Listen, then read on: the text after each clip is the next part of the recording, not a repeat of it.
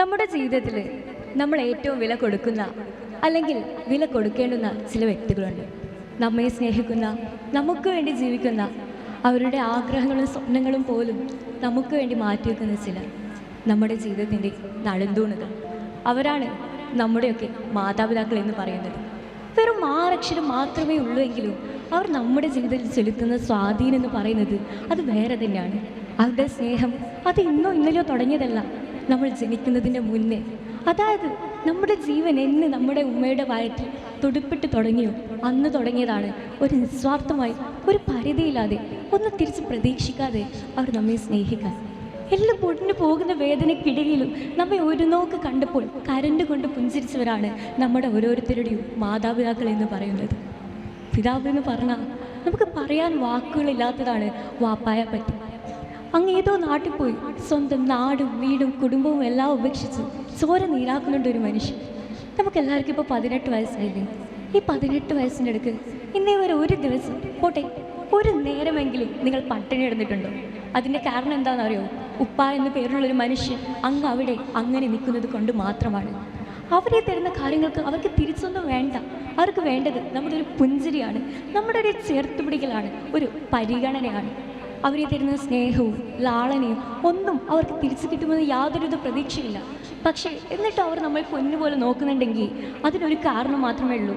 പണ്ടേ നമ്മൾ അവരുടെ മക്കളാണ് എന്നുള്ളൊരു ബോധം അവർ മനസ്സിൽ ഊട്ടി ഉറപ്പിച്ചത് കൊണ്ട് മാത്രമാണ്. നമുക്കുണ്ടാവേണ്ടതല്ലേ അതുപോലൊരു ബോധം? അവർ നമ്മുടെ മാതാപിതാക്കളാണ് എന്നുള്ളൊരു ഉറപ്പ്. അങ്ങനെയൊന്നും നമുക്കുണ്ടായിരുന്നെങ്കിൽ ഈ കേരളത്തിൽ ഇത്രയും വൃദ്ധസദനങ്ങൾ തല പൊക്കുമായിരുന്നില്ല. കേട്ടു നിൽക്കുന്നവരെ പോലും വിറപ്പിക്കുന്ന വാർത്തകൾ വരുമായിരുന്നില്ല. 21 വയസ്സുള്ള മകൻ സ്വന്തം ഉമ്മയെ കഴുത്തോർത്ത് കൊന്നു. കോഴി പൂച്ചി എന്നല്ല, മനുഷ്യനെ, വെറും മനുഷ്യനല്ല, 10 മാസം ഗർഭം ചുമന്ന് നൊന്ത് പ്രവചിച്ച ഉമ്മായെ ഒരു ദയവും ദാക്ഷിണ്യമില്ലാതെ കൊന്നിരിക്കുന്നു. എന്താണല്ലേ? പ്രസവവേദനയാണ് അനുഭവിക്കാൻ പോകുന്നത് എന്ന് അറിഞ്ഞിട്ടും ഉമ്മയാകാൻ തയ്യാറാകുന്ന ഒരു സ്ത്രീയുടെ ചങ്കുറപ്പോളം വരില്ല ഏതൊരു മനുഷ്യൻ്റെയും ചങ്കൂറ്റെന്ന് പറഞ്ഞത് എത്രത്തോളം സത്യമാണല്ലേ? ശരിക്കും പറഞ്ഞാൽ തീണ്ടൊഴുകുന്നൊരു നദി പോലെയാണ് മനുഷ്യ ജീവിതം എന്ന് പറയുന്നത്. അതിൻ്റെ ഉറവിടം അത് തീർച്ചയായും നമ്മുടെ മാതാപിതാക്കളാണ്. നാം ഒഴുകി തീർക്കുന്ന ഈ യാത്രക്കിടയിൽ പലപ്പോഴും അവരുടെ ആഴവും കരുത്തും നാം മനസ്സിലാക്കാറില്ല. ജീവിതത്തിൻ്റെ അർത്ഥം നമ്മെ പഠിപ്പിച്ച, എല്ലാ സാഹചര്യത്തിലും നമ്മെ ചേർത്ത് പിടിച്ച, എല്ലാവർക്കും നമ്മളെ ചേർത്ത് പിടിച്ച നമ്മുടെ മാതാപിതാക്കളാണ്. അവർ നമുക്കായി ചിന്തിയ വിറപ്പും ഒഴുക്കിയ കണ്ണീരും ഉപേക്ഷിച്ച സ്വപ്നങ്ങളുമെല്ലാം ഒരു ജന്മം കൊണ്ടുപോലും ചെയ്തു തീർക്കാൻ കഴിയാത്ത ത്യാഗമാണ്. ഉമ്മയുടെ കരങ്ങളിൽ നാം ആദ്യമായി ലോകം കണ്ടു. അവളുടെ തിരമാലകളിൽ നാം ജീവിച്ചു. വിശന്നപ്പോൾ അന്നമായവൾ, ഉറക്കമില്ലാത്ത രാവുകളിൽ താരാട്ടായപ്പോൾ, രോഗിയായപ്പോൾ മരുന്നായവൾ, ഇങ്ങനെ ഓരോ നിമിഷവും നമ്മെ പൊതിഞ്ഞ് വലം വെച്ച് കൊണ്ടിരിക്കുന്ന ഒരു കാവലിൻ്റെ പ്രതിരൂപം തന്നെയാണ് അവൾ. അവരുടെ ഉറക്കമില്ലാത്ത രാവുകളിലും കണ്ണീരുകളിലുമാണ് നമ്മുടെ ഏവരുടെയും വേരുകൾ ആഴ്ന്നിറങ്ങിയിരിക്കുന്നത്. വാപ്പായെ പറ്റി പറയുകയാണെങ്കിൽ ഏറ്റവും നല്ലത് ആയുള്ള സമുദ്രത്തെ പറ്റിയാണ്. കാരണം പുറത്തേക്ക് കരുത്തും ശാന്തവും മാത്രമാണ് കാണപ്പെടുക.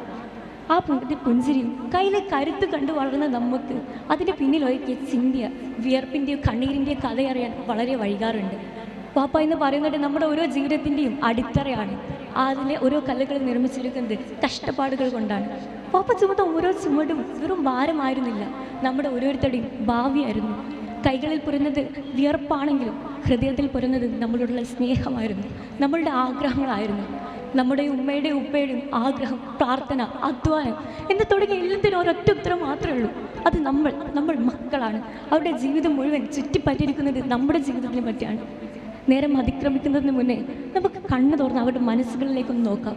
നിസ്വാർത്ഥമായി ഒരിതുമില്ലാതെ അവർ നമുക്ക് സ്നേഹിക്കാം, അവർ നമ്മെ സ്നേഹിച്ച പോലെ. കാരണം അവരുടെ നമ്മുടെ ജീവിതത്തിൻ്റെ ഒരു ഭാഗമല്ല അവർ, നമ്മുടെ ജീവിതത്തിൻ്റെ ഉറവിടം തന്നെ അവരാണ്. അവരെന്ന് പറഞ്ഞാൽ നമുക്കൊരിക്കലും മറക്കാൻ കഴിയാത്ത ഒന്നാണ്. അവർ നമുക്കായി ഉപേക്ഷിച്ച സ്വപ്നങ്ങളും അല്ലെങ്കിൽ മനഃപൂർവ്വം മറന്നുപോയ സ്വപ്നങ്ങൾ അവരുടെ മനസ്സ് നമ്മൾ എത്ര പേര് കണ്ടു. അവർ നമുക്കായി ഒഴുക്കിയ കണ്ണീര് എല്ലാം അവർ പരസ്പരം അവരുടെ മനസ്സുകളിൽ പൊതിഞ്ഞു വെച്ചു. എന്തിനെന്നറിയോ? നമുക്ക് വേണ്ടി. കാലമാം കരിവളയ്ക്കൽ കരിയേറ്റു കരഞ്ഞവർ, അതാണ് നമ്മുടെയൊക്കെ മാതാപിതാക്കൾ. അസ്സലാമു അലൈക്കും.